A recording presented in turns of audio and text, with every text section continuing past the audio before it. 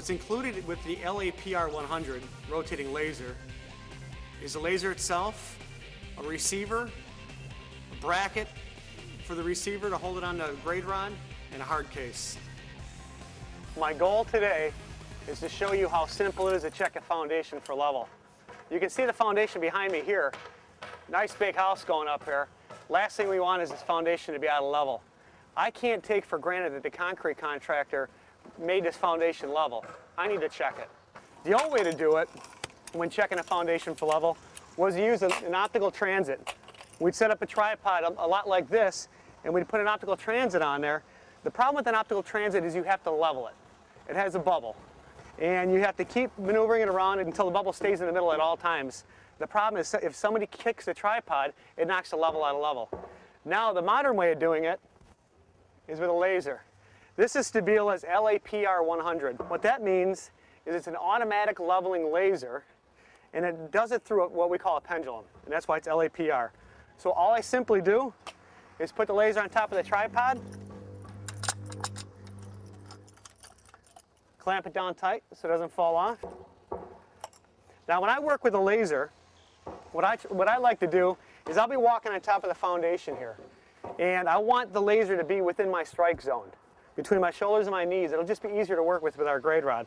So what I do, I loosen up the tripod, and I raise the laser up to what I think will be right in the middle. Clamp the legs, and now with this laser, what's great about this one is how simple it is to run, and that's why we consider it our residential concrete rotating laser. On the side here is a little switch, and what this is, it's the on-off switch, but it's also a clamp that clamps to all the guts on the inside of this laser when it's in the off position. So when it's rattling around the back of my pickup truck on the way to the job site, it doesn't get damaged. So I simply just turn that on, and there's a bubble up on top of the laser here. All I want to do, as you can see when it's crooked, I want to just level it with my hands real quick. I'm close enough, I hit the button on rotate, and this laser is ready to go. There's no leveling involved. So what I would do then, in this situation, is I would loosen my clamp here, and you can see these steel bars we have here. This is a protective cage, but it's also an elevator. Now I'm going to put the laser up above the bars so that I don't have any blockage of the beam with these bars here. So now I'm ready to go. Next thing I would do is I grab my grade rod, and I'm going to show you that we're going to find a high spot on the foundation. So as you can see, outside, you can't see a laser light in a bright light. So what we use is we use a receiver. And now a receiver can see the laser even when you can't. So we have our receiver on the bracket already, and I'm going to mount to the grade rod. Now you can see I'm mounting my receiver here in the middle of the grade rod. The reason is, on our grade rod, zero's in the middle. Zero's not on the bottom. So what I'm going to do then is I'm going to go to the first corner on the foundation and start checking for the high spot. So I climb up on the foundation, and I always bolt down my sill plate first, and I'll walk around and I'll check my sill plate for level. And then if necessary, we'll put shims underneath the sill plate to bring it up so that the top of our sill plate is level throughout the whole foundation. So the next thing I do is I'm going to loosen this bottom clamp here and extend the grade rod until I get an even tone on the receiver.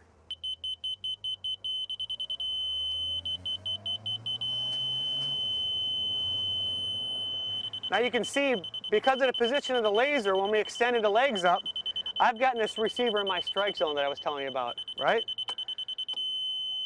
So even tone means that the receiver and zero on this grade rod are even with that laser. So the next thing I do is I just go to the next corner. So I go to the next corner here, and then instead of adjusting this bottom clamp, I adjust this. When I get my receiver to give me an even tone,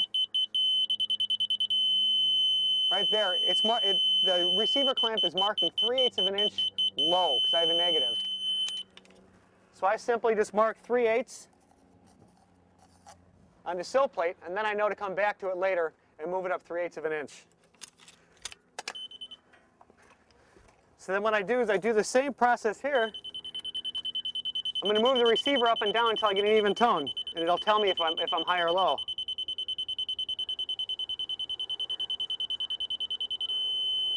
So this area here is telling me I'm only 1/8 of an inch low. That's not bad.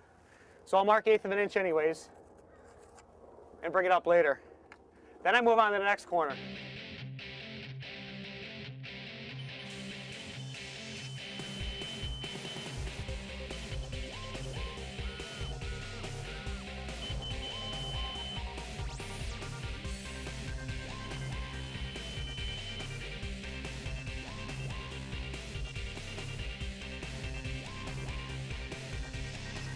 So what I did is I walked around the entire foundation and I checked every corner and every 4 feet.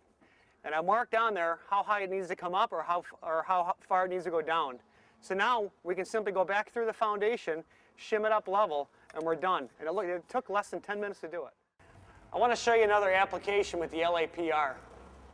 This is a laser that we used outside on a residential site earlier. This laser also does plumb, level, and square. All we do is flip the laser on. We're going to rock it into place to get it close. Hit the rotation button, and it's level. Now this laser also does plumb. We flip the head over, flip the mirror over, and if this laser is spinning, it's plumb. Next thing I do is I move it into position. What I want to do is I want to center that laser beam on the chalk line.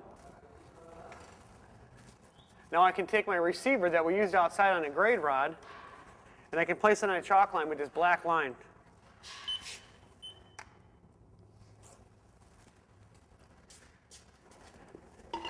So I just bend over, pivot my laser until I get an even tone. Now I'm lined up on my chalk line. I'm ready to build my wall. Now that I have the laser lined up on this chalk line, I can use the beam that's coming out of the top of the laser to establish square off of my chalk line here. So I just take a speed square that I always have in my pouch,